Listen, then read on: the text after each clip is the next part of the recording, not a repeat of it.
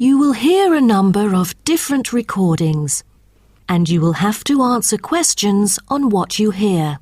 There will be time for you to read the instructions and questions, and you will have a chance to check your work. All the recordings will be played once only. The test is in 4 sections. At the end of the test, you will be given 10 minutes to transfer your answers to an answer sheet. Now turn to Section 1. Section 1. You will hear a telephone conversation between a teacher from the art centre and a female student's father about her art courses. First, you have some time to look at questions 1 to 3.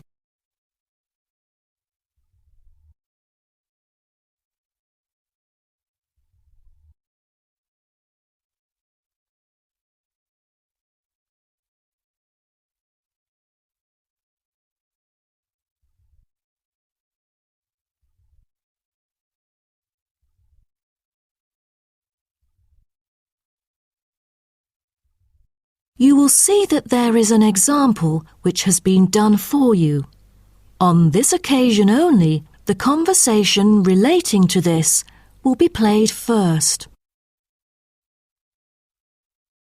Good afternoon. May I speak to Emma's parent? Afternoon. I'm her father. Who am I speaking to? This is Emma's teacher, Jane Carson, calling from the Arts Centre. I'm just calling to talk about her drama class at the centre. Oh, thank you for calling. How's Emma doing in drama class? You know, she just transferred here last month, unlike the others in her class who have been taking the course the whole semester since June. So I'm a bit worried that she might not fit in so well. The father says his daughter Emma has been taking the course since last month, so C has been circled as the answer. Now we shall begin. You should answer the questions as you listen, because you will not hear the recording a second time. Listen carefully and answer questions 1 to 3. Good afternoon. May I speak to Emma's parent? Afternoon. I'm her father. Who am I speaking to? This is Emma's teacher, Jane Carson, calling from the Arts Centre. I'm just calling to talk about her drama class at the centre. Oh, thank you for calling. How's Emma doing in drama class? You know, she just transferred here last month, unlike the others in her class who have been taking the course the whole semester since June. So I'm a bit worried that she might not fit in so well. There's no need to worry. She exhibits a strong performance in her drama class. Is that so? Yes, she didn't adapt to the new environment as quickly as I originally expected, and seemed a bit shy at first, but a few days later she made a couple of friends and became more talkative and also more involved in class. Emma really is a role model for others because she has always been an active participant during class. She voices her own ideas and is very creative. I didn't expect that, but I can tell that she really enjoys the course because she's been talking about it at home frequently these past few weeks. That's great to hear. Interest is always the best teacher. I also have to inform you that there's been an adjustment in the timetable of the drama class next term. Why is that? It's not that the music room that we currently use isn't available. As there are too many enrolling for the coming semester, increased class size means that space is limited to house the whole class. Also, the new classroom we use is not available during the current time frame, so I'm afraid we have to change the time for it. I see. So when would it be? As you know, the current class begins at 3:15, but the new time of the drama class would be 4:45. I'm afraid I have errands to run during that time.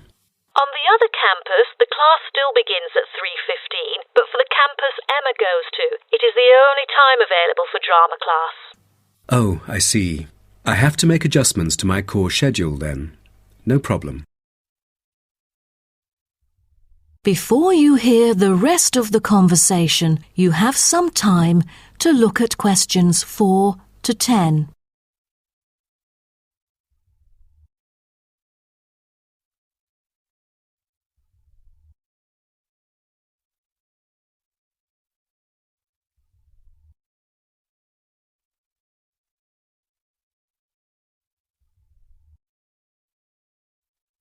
Now listen and answer questions 4 to 10.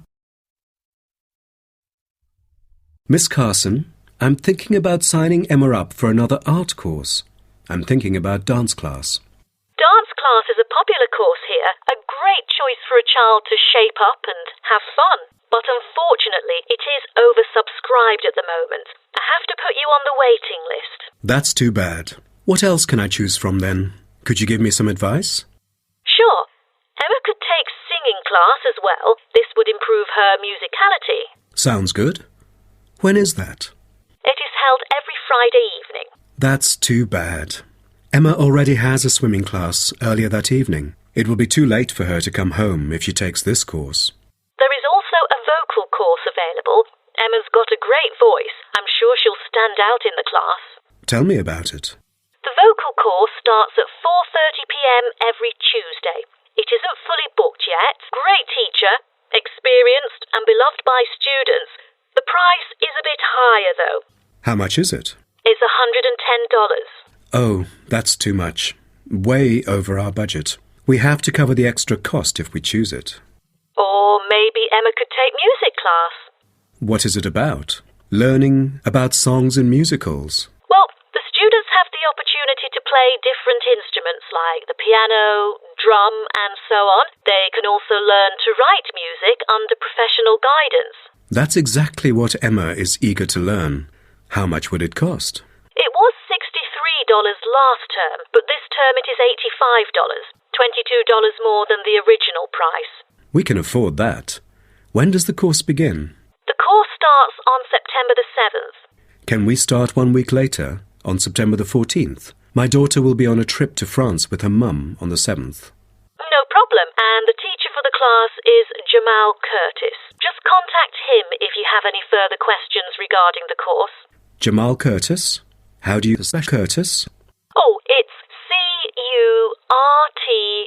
Curtis. Thank you. That is the end of section 1. You now have half a minute to check your answers.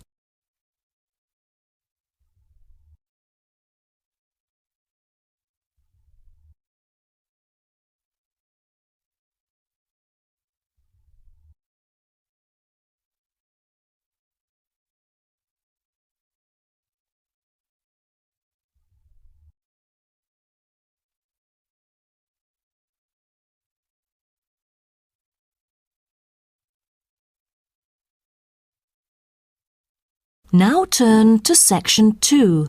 Section 2. You'll hear a coordinator for the annual ski and snowboard exhibition talking to the audience about some practical information for the whole event. First, you have some time to look at questions 11 to 15.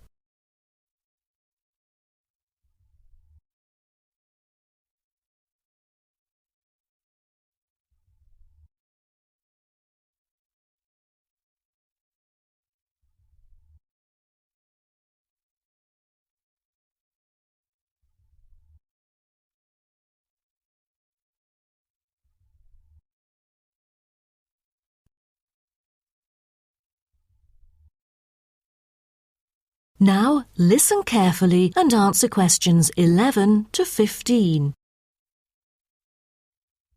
Good morning, everyone, and welcome to the annual ski and snowboard exhibition held from April the 8th to 17th.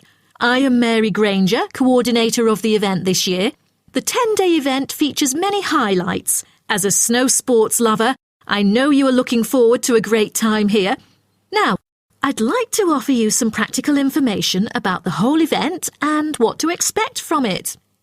This might be the first time coming here for some of you, so for those who are still wondering about the right accommodation, I recommend Sky Hotel.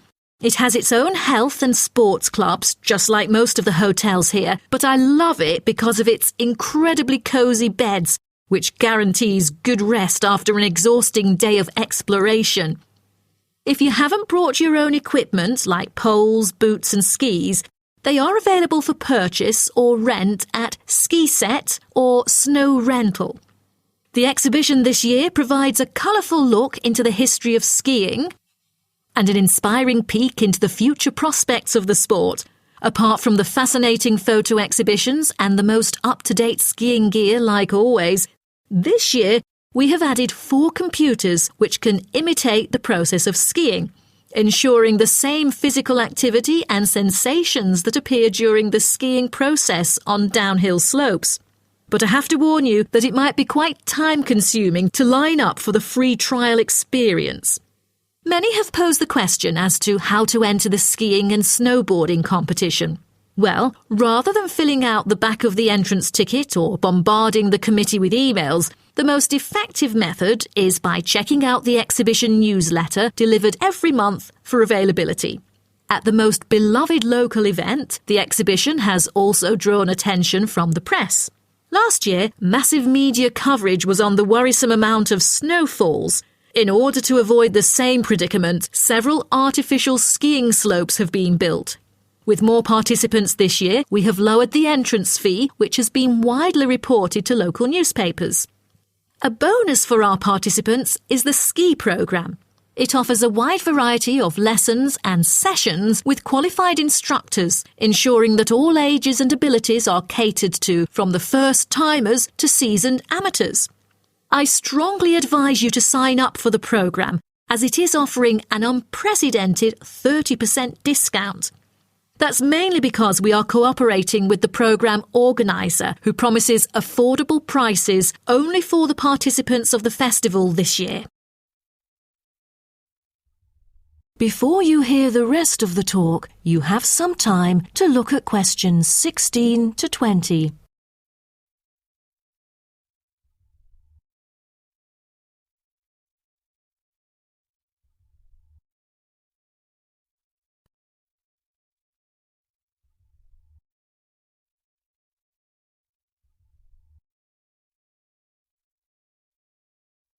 Now listen and answer questions 16 to 20. Now, I would like to introduce you to the list of presentations during the following week so that you can better plan your schedule. The first presenter, Simon, is one of our best ski instructors. As an experienced instructor, he will inform you about the dangers that face skiers and snowboarders. Accidents happen mostly to those who are careless or ignorant. Good risk management involves considering both the probability and consequences of an accident. The next speech, titled Solution, is given by Jamie Kurt. A list of problems may occur to novice skiers and snowboarders, so he is going to offer useful information for first-timers on choosing the appropriate gears, the right dress code, and ways of protecting your skin. For instance, some of you may have rented the skiing equipment, but rental footwear is notoriously uncomfortable. Then, Jamie will provide instructions to help make your footwear fit better. The third speech is about a documentary introducing skiing and snowboarding and the difference between the two sports. It also depicts a group of snow lovers exploring new slopes with breathtaking views. The director, Andy Fisher, will be there, addressing the whole shooting experience. The fourth talk is about the tricks of skiing, presented by Harry Tyson. It is most useful for those who have already tried skiing, yet still need more practice to master the sport. Harry will teach you how to turn more skillfully. A lot of people can keep their skis roughly parallel, but there's no point if you make it hard to work with and slide around out of control. Useful exercises will also be suggested to improve your parallel skiing technique so that you can tackle steeper slopes and enjoy yourself more. Jason Smith will be the last presenter, mainly addressing towards advanced skiers. He manages to apply snow climbing into skiing. Climbing in soft snow, you are floundering around. Walking becomes harder, So, a good trick during climbing is to maintain a wider gait, approximately shoulder width, so that you are more stable while walking.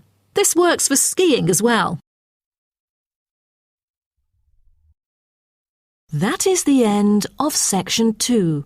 You now have half a minute to check your answers.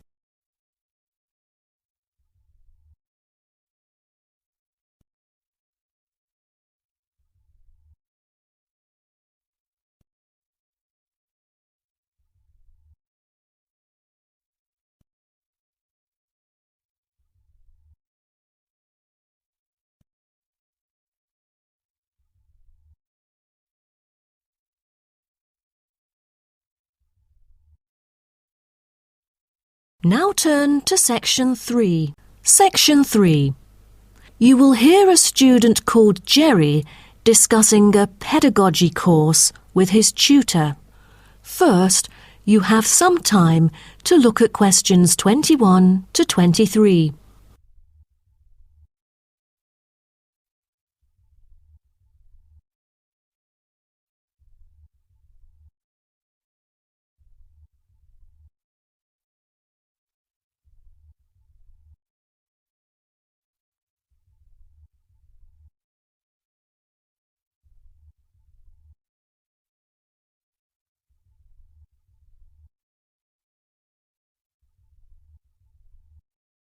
Now, listen carefully and answer questions 21 to 23. Jerry, how did it go with preparing your lessons? Is there anything you would like to discuss?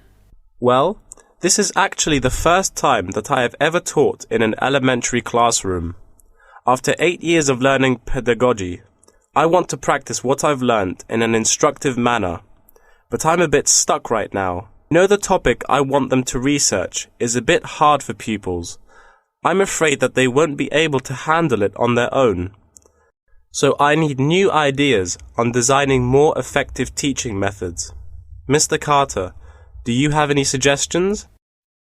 Well, you should probably read this book called Professional Learning, written by J.K. Simmons. He is a professor who just transferred here last semester, but is already popular amongst the students for his creative teaching methods. There is an extensive range of learning approaches mentioned in the book, including approaches for team research, which might be helpful to you. You mean dividing the students into groups to do research? I've never thought of this before. How does it work? Professor Simmons has already demonstrated how efficient this approach can be.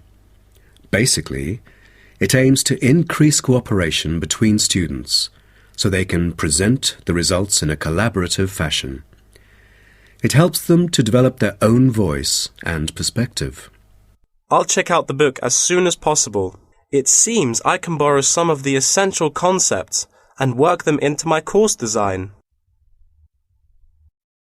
Before you hear the rest of the talk, you have some time to look at questions 24 to 30.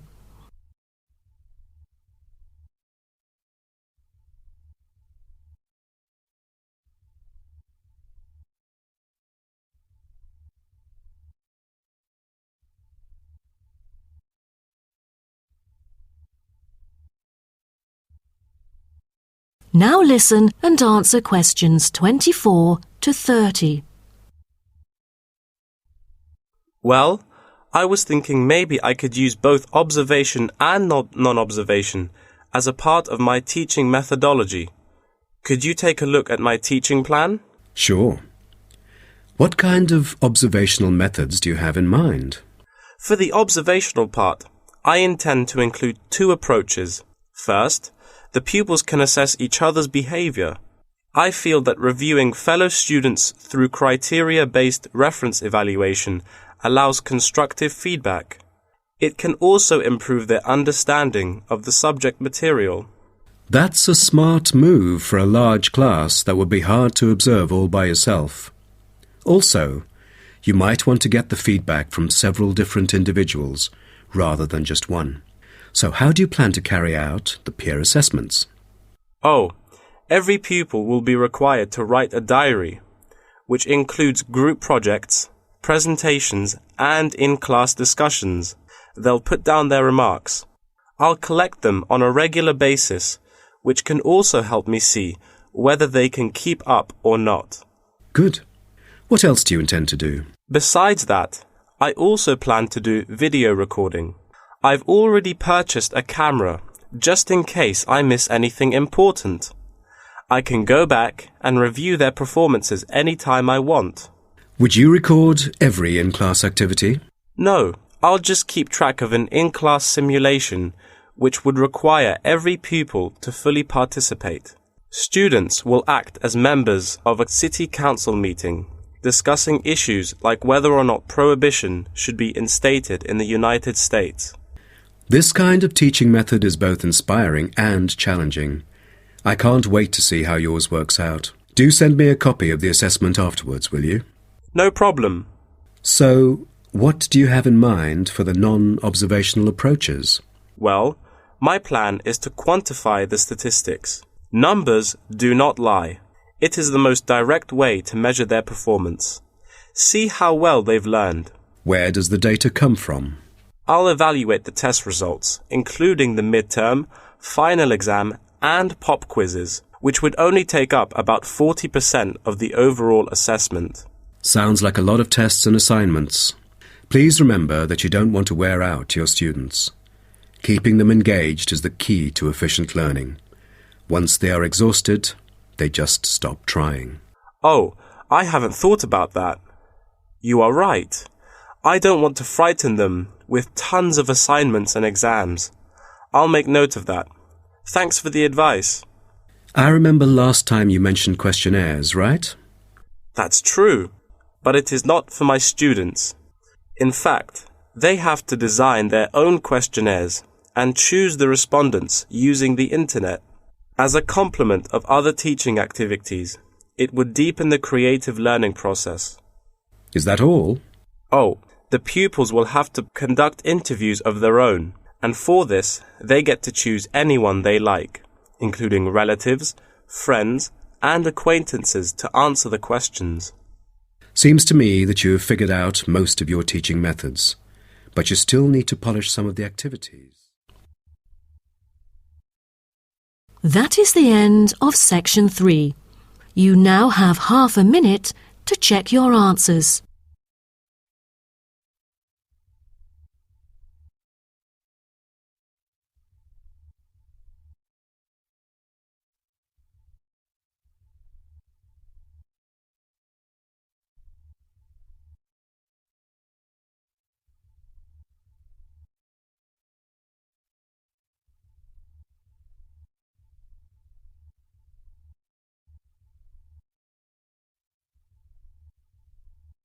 Now turn to section 4.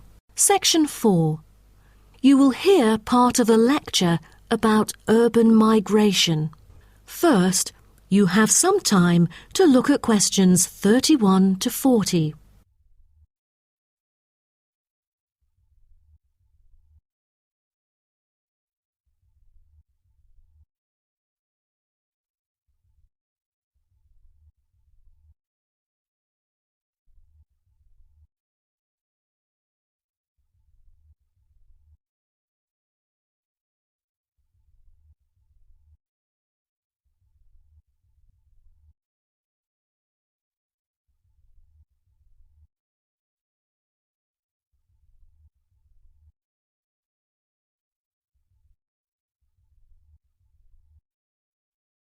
Now, listen carefully and answer questions 31 to 40.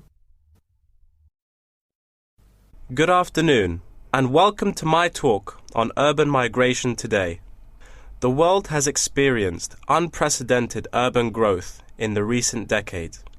As much as 3% of Earth's landmass has been urbanized, an increase of at least 50% over previous estimates. Today, people living in cities already outnumber those in rural areas, and the trend does not appear to be reversing. In addition, cities have larger amounts of carbon consumption than rural areas. This is a result from two major aspects. First, With the increase of urban population around the world, the massive construction of urban infrastructure and residential housing is hard to avoid. Second, urban households have a higher rate of car ownership and use more gasoline products. Even though rural exodus is often negatively judged, there are also benefits of migration shared by the local environment and the society as a whole. Well, firstly, global trends of increasing urban migration and population urbanization can provide opportunities for nature conservations, particularly in regions where deforestation is driven by agriculture. As rural dwellers leave their homes, local forests are left to recover. What's more, it is easier for city dwellers to get around. Living in the country means transport can be very difficult. For instance, after midnight, there are no buses or taxis in the countryside. However, there is still a number of public transport modes to choose from in the city. Finally, with more funds and advanced technology, cities endeavor to produce clean energy. New power plants have been built to take harmful methane gas created by the decomposition of rubbish and convert it into electricity. By doing so, an important greenhouse gas is turned into useful energy rather than being directly emitted into the atmosphere. The hustle and bustle of city life offers women the opportunity to explore different professions and pursue their own careers. Women in cities work as engineers, managers, and even football players. This change of roles has affected their marital status and family life. More women are choosing their careers over marriage, which raises the graph of late marriages. As a result, more are remaining single well into their late 30s. They want to be independent and earn money on their own. It is also easier for them to get a promotion while working in the city. Women are slowly achieving wider participation at work, while in rural areas, the mindset is still very conservative.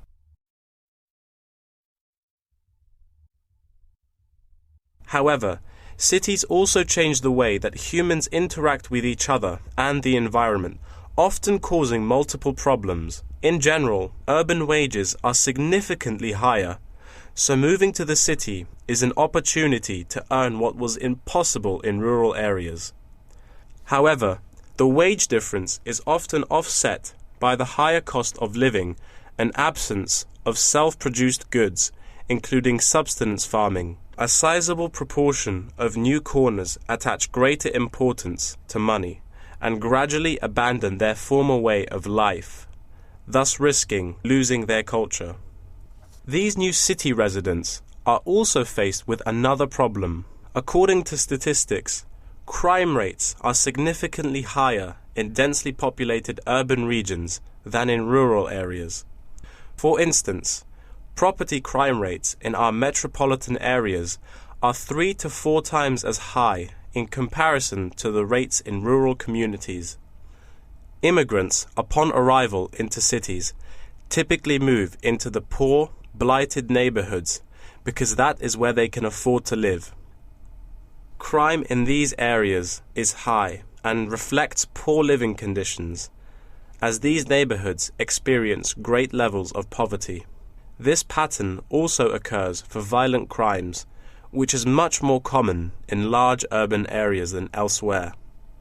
In addition, traffic congestion and industrial manufacturing are prominent features of the urban landscape, which take their toll on the natural environment and those who depend on it. Air pollution from both cars and factory emissions affect the health of countless urban residents. Rural to urban migration can boost the urban economy.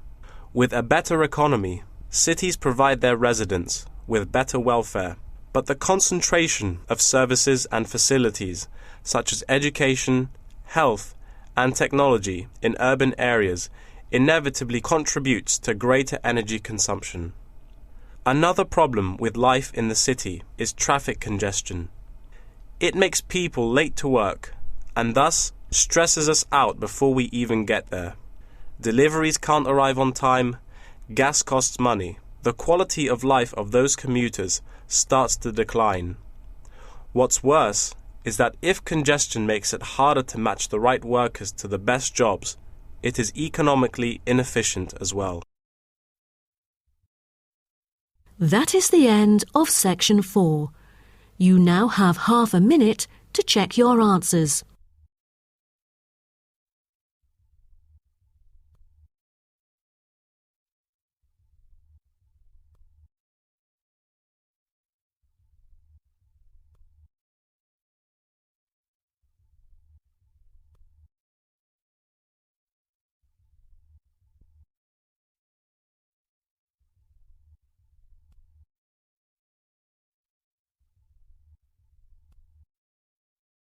That is the end of the listening test. In the Ielts test, you will now have 10 minutes to transfer your answers to an answer sheet.